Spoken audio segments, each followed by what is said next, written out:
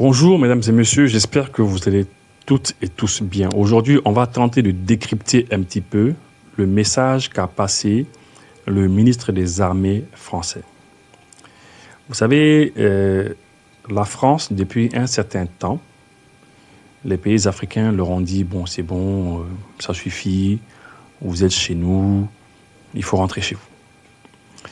On leur a demandé de rentrer chez eux, ils ne sont pas contents. Ils ne sont pas contents et ils passent leur temps maintenant à faire des déclarations. Tout le temps des déclarations. Ah, ils ne veulent pas partir. Au départ, ils disent on ne part pas. Après, sous l'effet de la pression, ils s'en vont. Et quand ils s'en vont, après, ils essayent de faire des menaces. On va déstabiliser votre pays. On va déstabiliser le Sahel. Tous les Sahéliens vont mourir. On va faire ceci, on va faire cela. Vous avez décidé de choisir Wagner à la place de nous, les Français. Parce que nous, les Français, nous sommes les meilleurs.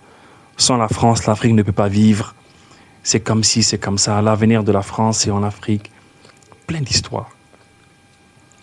Nous, on est fatigués maintenant de ça. On est fatigués. Ils n'ont pas l'air de comprendre cela. On est fatigués de cela. L'Afrique a vécu des milliards d'années sans la France. Et l'Afrique va vivre encore des milliards d'années sans la France. L'autre jour, ils ont un soi-disant expert en sécurité qui sort sur un plateau de télévision. Il annonce publiquement, ah oui, bon, c'est bon, nous, les Français, on nous a chassés du Niger. Maintenant qu'on n'y est plus, on va déstabiliser maintenant, on va mieux déstabiliser le Niger. Et ça n'a choqué personne sur le plateau. Personne n'a été choqué sur le plateau. Nous, on vous le dit depuis des années. Depuis des années, on vous le dit. On vous dit que la France est un État déstabilisateur. C'est des gens qui vivent de déstabilisation. Ils ne savent faire que ça. C'est un État qui, même le goudron qu'il y a chez eux, là, même si vous partez voir le goudron qu'il y a chez eux, là, vous allez voir que le goudron qu'ils ont fait, là, ils ont pu faire ces goudrons-là à partir de la déstabilisation des différents États. C'est-à-dire qu'ils n'ont rien propre à eux. Tout ce qu'ils ont chez eux, c'est soit volé, soit arnaqué, soit un truc comme ça. Mais ils n'ont rien à eux. C'est un État pilleur. La France est un État pilleur. Un État qui tombe sur les pays pour vivre.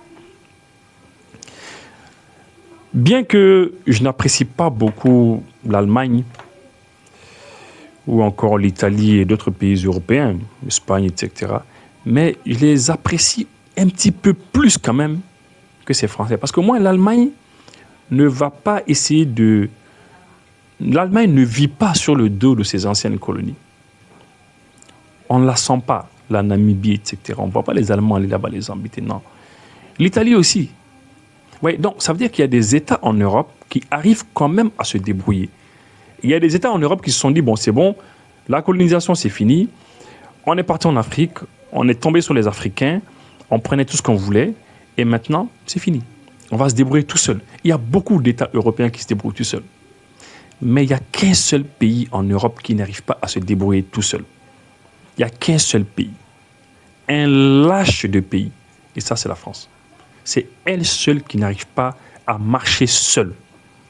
Il faut qu'elle continue dans ses actes de déstabilisation, dans ces actes démoniaques, parce qu'elle pense qu'en continuant à déstabiliser nos pays, elle va continuer à vivre comme ça. Mais ça ne peut pas continuer éternellement à... Vous ne pourrez pas vivre éternellement en tombant sur nos pays. Non, il y a forcément des générations qui vont venir, qui vont vous dire c'est fini, ça vous allez arrêter. Et ces générations vont se sacrifier. Ces générations seront prêtes à mourir, mais vous n'allez pas pouvoir continuer éternellement à leur tomber dessus. Et quand je parle de l'État français, la population française, je ne l'en veux pas. Personnellement, je ne l'en veux pas parce que je sais que la population française, souvent, elle est victime aussi de leurs dirigeants. On a vu les Gilets jaunes. Les Gilets jaunes, ils ont fait 1 an et demi en train de sortir. Tous les jours, ils sortent. Ça veut dire qu'ils en avaient ras-le-bol. Ils étaient fatigués de leurs dirigeants. Oui. Alors aujourd'hui, on va parler de... Ils ont un ministre des Armées qui s'appelle Monsieur Le Cornu, un truc comme ça. Il a un nom bizarre. Et il dit non, c'est bon, ils n'ont pas échoué devant le Sénat, parce que le Sénat l'a appelé. Vous savez, en France, c'est comme ça. Lorsque le gouvernement déconne, vous commencez à foutre la merde et tout, alors vous m'excusez de l'expression, hein, alors le Sénat vous appelle et vous dit, mais qu'est-ce qui se passe? Le Sénat les a appelés, le Sénat l'a appelé, on lui a dit, mais écoutez, monsieur le ministre des Armées, qu'est-ce qui se passe? On a perdu le Sahel, on perd l'Afrique, on perd tout là. Parce qu'ils ont les yeux rivés sur l'Afrique. Ils ont les yeux dirigés sur les richesses africaines. Le sous-sol africain, les ressources naturelles qu'on a sous nos sols, c'est ça qu'ils veulent. Le bois, les hydrocarbures qu'on peut y avoir, le manganèse, l'or, tout ce qu'il y a, pour eux, ça leur appartient. Alors, lorsque les sénateurs l'ont appelé, ils lui ont dit, mais écoutez, ça ne va pas, ça s'est mal passé, etc. Par ça d'abord. Parce qu'il essaye de montrer aux sénateurs français qui sont en train de lui poser des questions, parce que les sénateurs, ils se demandent bien ce qui se passe. Et il dit, non, écoutez, on n'a pas échoué, hein, on n'a pas échoué. Ça, c'est un mensonge. Il faut que ces sénateurs français comprennent que c'est un mensonge. Mais écoutez, nous les Maliens, en 2012, lorsqu'on a eu des difficultés dans notre pays, des difficultés suite à l'invasion de la Libye, mais suite à d'autres problèmes. Parce que ce n'est pas seulement l'invasion de la Libye qui a fait que le Mali s'est déstabilisé. Le Mali a été déstabilisé, non. Il y a eu beaucoup d'autres facteurs, mais on ne va pas rentrer dedans aujourd'hui. Mais lorsque le Mali a eu des soucis en 2012, en 2013, Serval est venu, l'opération Serval est venue. Mais lorsque l'opération Serval est venue, il y a eu des combats qui sont passés, on a pu récupérer quelques régions. Mais après Serval, en 2014, il y a Barkhane qui est venu. Mais les sénateurs français, là, mais vous ne savez pas que Barkhane est venu en 2014. Lorsque le Barkhane est venu, mais le terrorisme, c'était où? C'était concentré où au Mali? C'était juste dans quelques endroits du nord du Mali. Mais pendant que Barkhane était là, l'armée française Barkhane était là, ils se sont déployés dans tout le Sahel, le terrorisme s'est répandu partout sur le territoire malien. Le terrorisme s'est répandu partout sur le territoire malien. Imaginez un petit peu, vous venez chez nous, le terrorisme, il est juste dans une petite partie des régions du Nord. Et au bout de 10 ans de présence, le terrorisme est partout sur le territoire malien. Et vous dites que vous n'avez pas échoué. Vous dites devant les sénateurs que vous n'avez pas échoué. Et c'est ce qu'il dit, on va l'écouter. On l'écoute, hein. Service français, sur ce qui s'est passé au Sahel, je pense qu'il faut le dire. Écoutez. Alors, les sénateurs, visiblement, lui ont posé la question, est-ce qu'il y a eu défaillance Est-ce qu'il y a eu défaillance des services secrets français?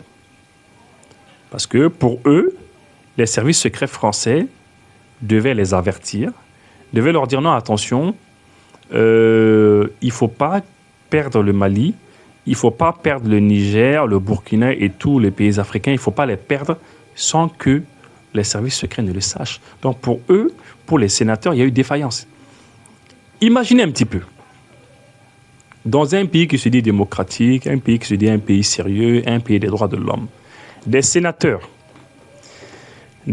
qui appellent un ministre de la Défense, un ministre des Armées, et lui disent, bon écoutez, l'Afrique là, ça nous appartient. Vous le savez. Et actuellement, on a perdu quelques pays en Afrique.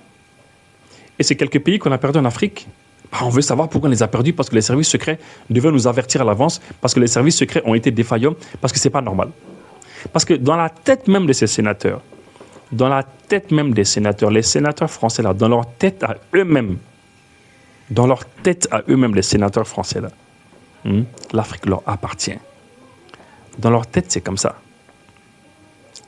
C'est comme ça qu'ils pensent. C'est ce qu'il y a dans leur tête même. Ils se disent non, ce n'est pas normal que sénateurs français acceptent que le gouvernement français, par des erreurs, laisse les services secrets fassent des erreurs et puis finalement, à la suite de ces erreurs-là, on perd ces pays. Donc, ça veut dire que même ces sénateurs-là, pour eux, c'est pour eux l'Afrique. Ils ne doivent pas perdre pied là-bas. Alors que l'Afrique n'est pas pour vous. L'Afrique est pour les Africains. Vous voyez un petit peu. Et là, il essaie de se défendre. Il dit non, il n'y a pas eu de différence. Alors qu'il y a eu, qu'il y ait eu différence ou pas, nous les Africains, on se dit que la question ne doit même pas être posée. Parce que l'Afrique n'est pas pour vous. Nos pays ne vous appartiennent pas. La question, elle ne se pose même pas qu'il y ait eu défaillance ou pas. Mais eux, ils se posent la question, ouais, il y a eu défaillance parce qu'il ne fallait pas qu'ils nous perdent. Vous imaginez un petit peu là où nous en sommes arrivés avec eux, avec ces dirigeants français. On l'écoute devant les sénateurs. Là. Il n'y a pas eu de défaillance des services français sur ce qui s'est passé au Sahel. Je pense qu'il faut le dire très clairement. La vraie actualité du Sahel va être désormais, évidemment, la résurgence massive du risque terroriste. Donc, vous voyez, on lui pose la question, est-ce qu'il y a eu défaillance au niveau des services secrets français, défaillance parce que pour eux, les services secrets devaient savoir à l'avance qu'il allait y avoir des régimes renversés et que la France, par finir, allait perdre le Sahel. Et là, au lieu de répondre à la question directement, il dit non, il n'y a pas eu de défaillance et il change de sujet directement.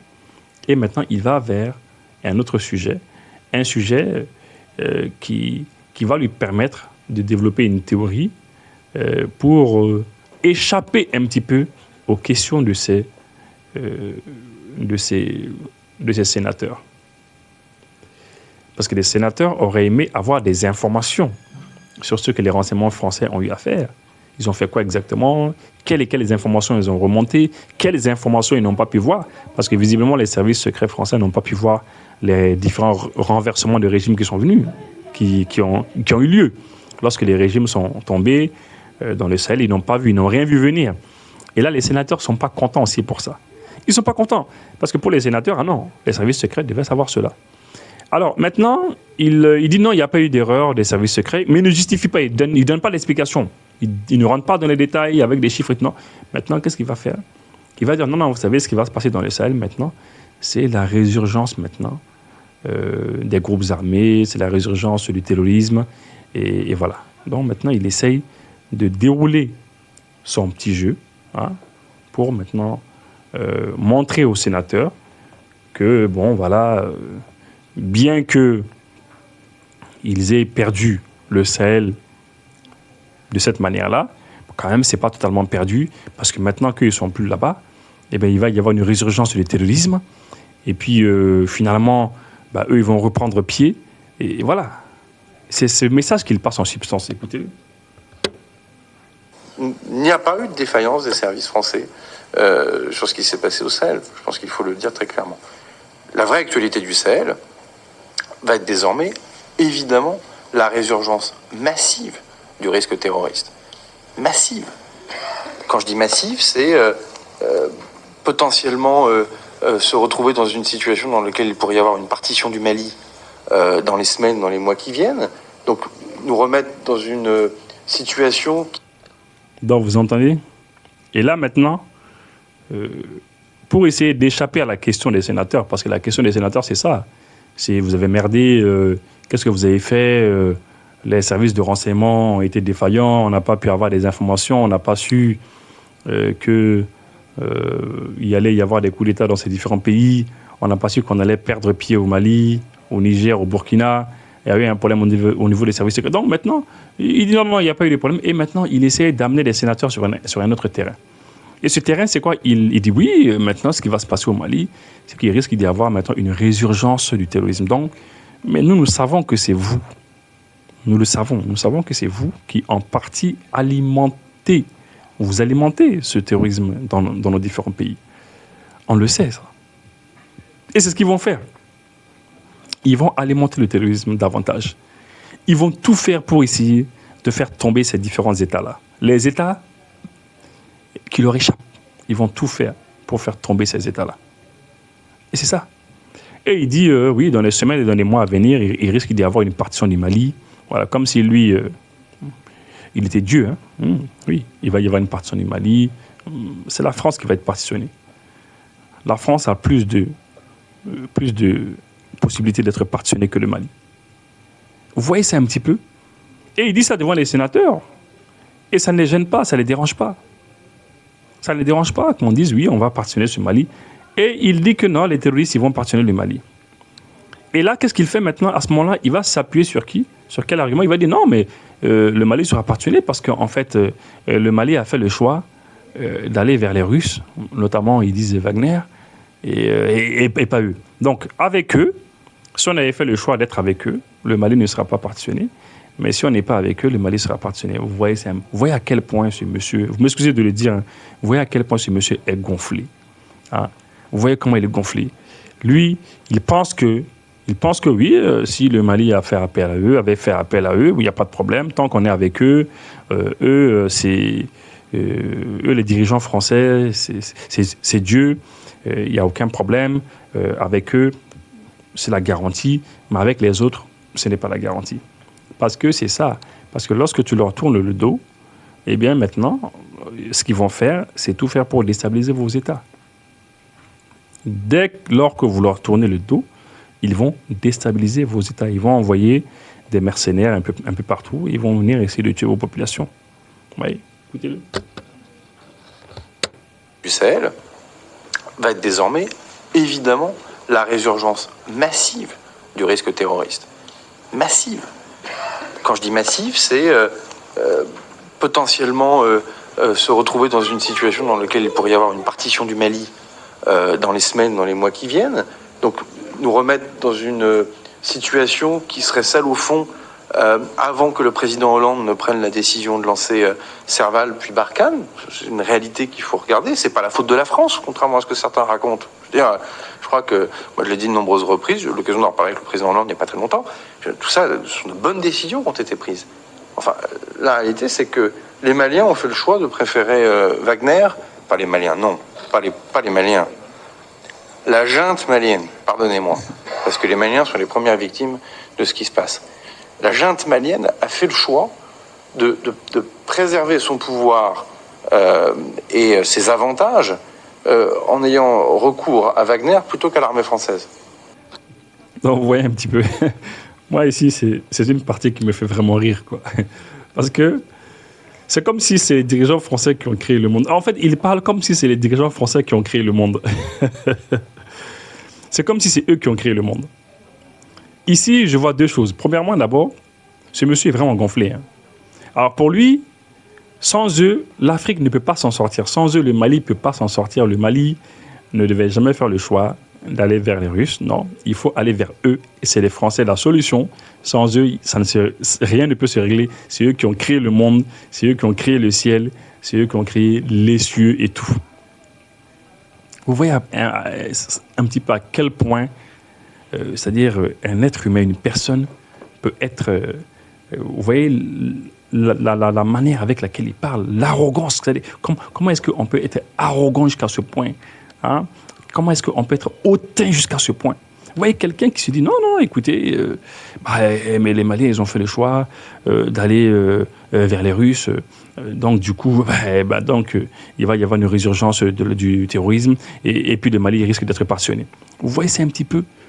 Donc, c'est lui qui a créé le monde. C'est lui qui a créé l'Afrique. C'est lui qui a créé... C'est-à-dire, ça dépasse l'entendement. Et il essaye, à un moment donné, de caresser certains Maliens. Il essaye de séparer les Maliens de leurs dirigeants. Oui, il essaie de séparer les Maliens de leurs dirigeants. En disant non, mais ce n'est pas les Maliens qui ont fait le choix, ce sont les dirigeants qui l'ont fait. Et quels dirigeants? La junte. Et on les appelle la junte. Pourquoi? Parce que c'est péjoratif, parce qu'ils ne s'entendent pas avec eux. Mais par contre, lorsque il y a un coup d'État, le coup d'État au Gabon qu'il y a eu, ou bien le coup d'État, disons, au Tchad, là-bas, on les appelle les autorités tchadiennes, les autorités gabonaises.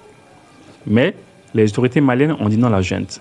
On choisit le mot la junte pour leur faire mal, pour les insulter, et pour essayer de les séparer de la population, en disant que, écoutez, ce n'est pas les Maliens, ce sont ces militaires qui sont au pouvoir, c'est la junte qui l'a fait. Et en même temps, il veut montrer aussi aux sénateurs que les Français, que les dirigeants français, ils aiment les Maliens. Parce qu'il veut montrer, il dit non, mais ce n'est pas les Maliens, que les Maliens sont pris en otage par le système. Les Maliens sont pris en otage par le système, c'est ce qu'il dit. Il veut faire croire aux gens que les Maliens sont pris en otage par le système. Que les Maliens ne peuvent pas s'en sortir. Les Maliens, il faut aller les secourir. Les Maliens, il faut les aider. Et c'est eux seuls qui peuvent venir nous aider. Mais s'ils étaient capables, si l'armée française était réellement capable, est-ce que pendant les 10 ans qu'ils avaient fait ici, est-ce qu'il y aurait eu plus de terrorisme? Mais il y a eu une résurgence du terrorisme dans les 10 ans de la présence de Barkhane ici. Mais tout le monde l'a vu. Est-ce que ça, c'est un mensonge? Au départ, c'était juste dans quelques villes du Nord. Mais après, ça a pris tout le Mali. Pendant que Barkhane était là, avec leur MINUSMA et tout le monde. Finalement, on s'est dit, mais c'est pas possible. Il faut se débarrasser de ces gens-là. Il faut se débarrasser d'eux. Parce que tant qu'ils sont là, c'est eux-mêmes qui alimentent ce terrorisme. Donc, vous voyez ce qu'il dit devant les sénateurs. Quand les sénateurs lui posent la question, mais est-ce que ce n'est pas les services secrets français qui ont été défaillants? Parce que pour eux, les sénateurs, on ne doit pas perdre le Mali, le Burkina et le Sahel comme ça. Non, pas du tout. Il dit non, mais c'est pas ça. Hein. Et maintenant, il essaie de justifier. Il change de débat. Et en changeant de débat, maintenant, il vient dire non, écoutez, il va y avoir une résurgence du terrorisme au Mali. Vous voyez, il prédit cela. Il prédit qu'il va y avoir plus de terrorisme au Mali. Parce que c'est eux, en fait, les terroristes. C'est eux qui alimentent le terrorisme chez nous.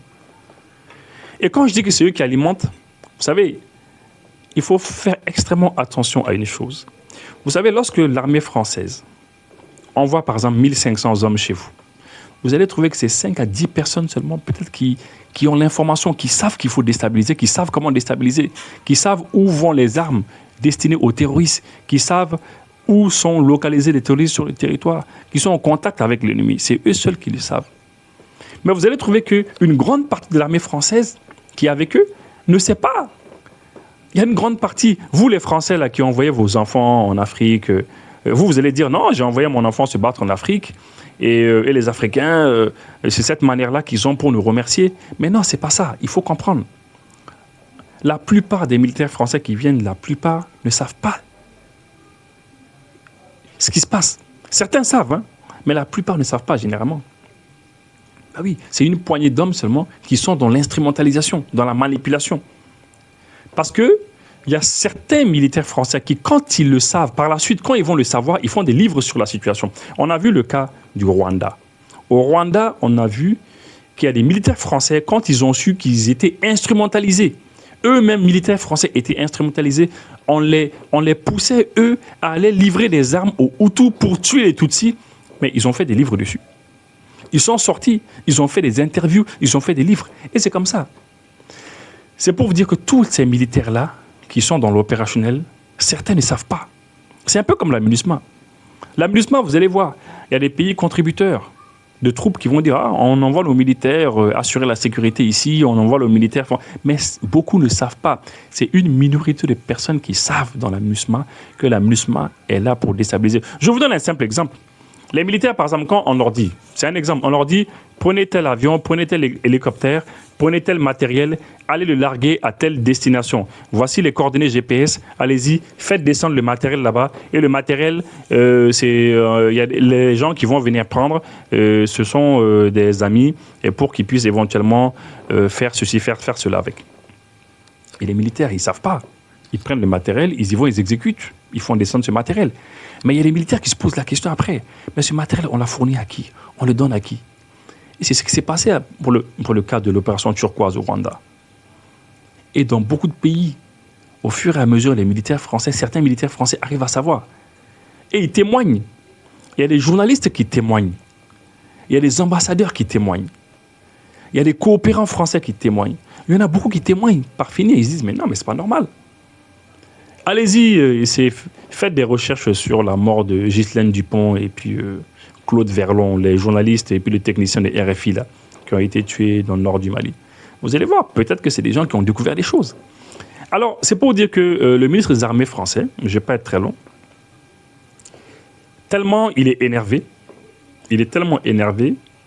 d'avoir perdu le Sahel. Les sénateurs lui posent la question.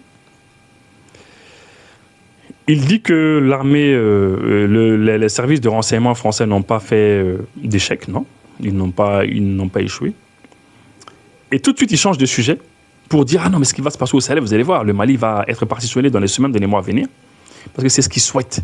Il souhaite la partition du Mali. Mais lui, il n'est pas Dieu. lui ne pourra pas partitionner le Mali. Vous avez tenté, vous, les Français. Les dirigeants français, en 2010, en 2011, 2012, vous avez tenté de partitionner le Mali. Mais vous n'avez pas pu le faire.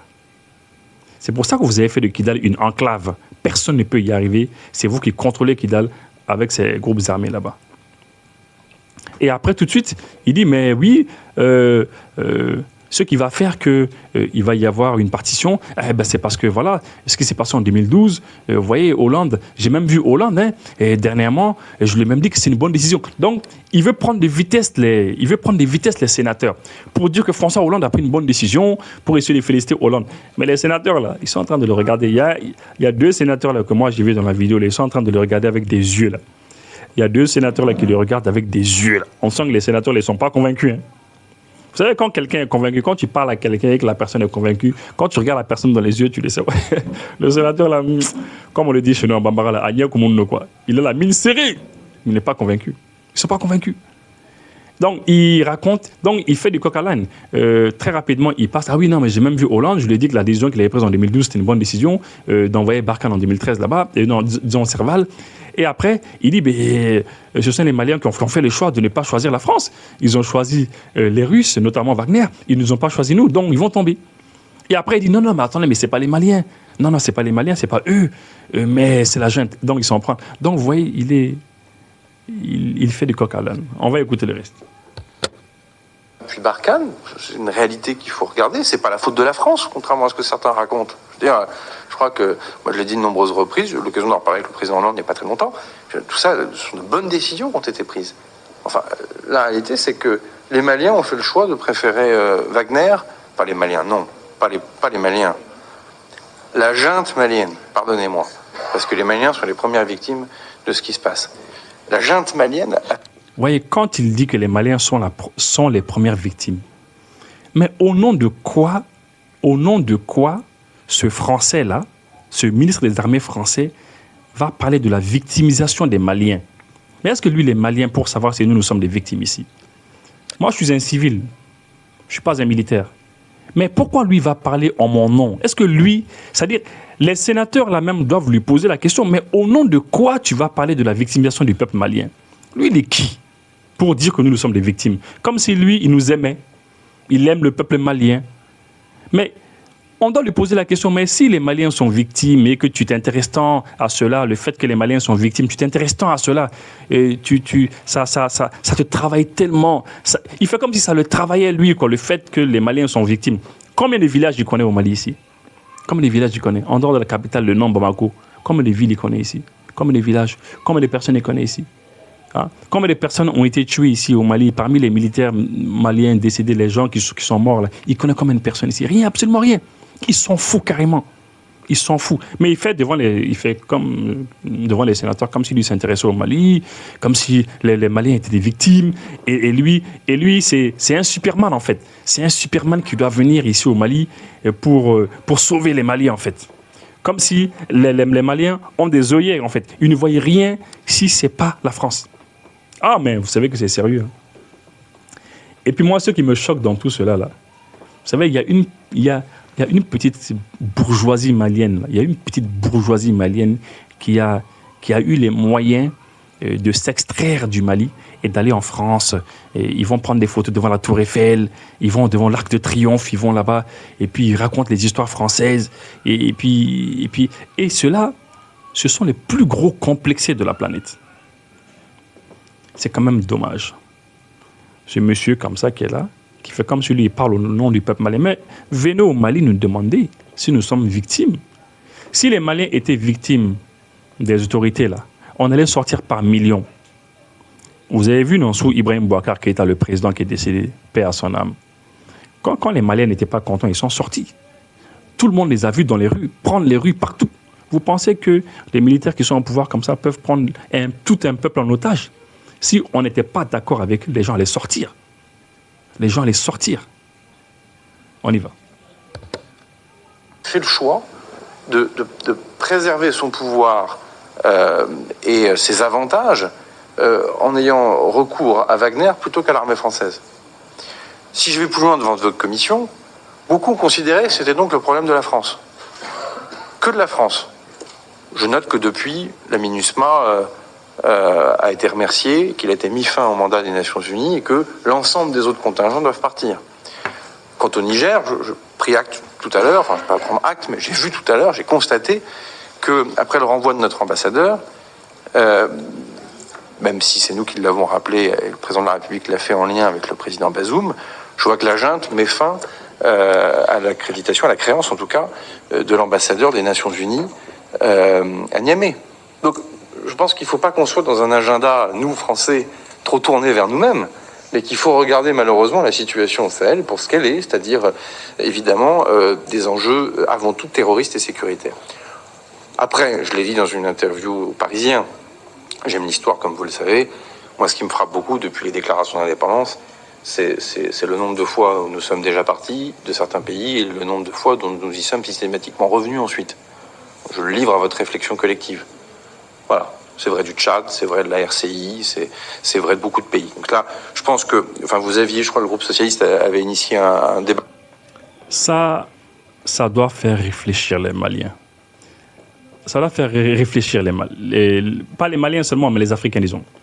Ça, c'est des choses qui doivent faire réfléchir les Africains. Vous voyez, un ministre des armées français qui ose dire devant des sénateurs que non, que lui, il aime l'histoire, et puis que l'histoire a montré que depuis les indépendances de 1960 à nos jours, que la France a quitté beaucoup de pays, mais qu'ils sont repartis. Donc la France a quitté beaucoup de pays, mais ils sont repartis.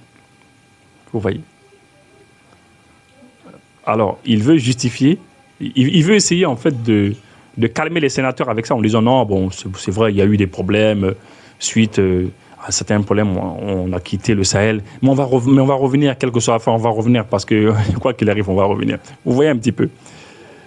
En tout cas, j'ai voulu faire cette petite réflexion avec vous pour vous montrer à quel point c'est grave, quoi. La situation, elle est grave. On est avec des gens qui... on est face à des gens qui pensent que le continent leur appartient, le continent africain leur appartient. Pour eux, nous, on est des objets ici. C'est comme si on était des arbres seulement ici, des sujets, on est là. Et l'Afrique leur appartient, même s'ils partent, ils vont revenir. Et puis, ils vont déstabiliser comme ils veulent. En tout cas, ce monsieur qui est en train de parler, dans sa tête là, il n'a pas encore mis dans sa tête que les Africains ne veulent plus d'eux ici. Et je sais que les générations africaines qui viennent vont rejeter la France. Ils vont continuer à rejeter la France pendant très longtemps. Pendant très longtemps. Mais ce qu'il a dit, c'est quand même pertinent. Lorsqu'il y a eu le cas Modibo Keïta les a chassés. Après qu'ils aient fait tomber Modibo Keïta, ils sont revenus. Hein. Ils font tout pour revenir. Ça veut dire que ceux qui sont au pouvoir aujourd'hui, qu'ils ont dégagés dans le Sahel, au Mali, Burkina, Niger, qu'ils sachent qu'ils vont ils vont tout faire pour essayer de revenir. Parce qu'ils ne peuvent pas vivre sans l'Afrique, visiblement.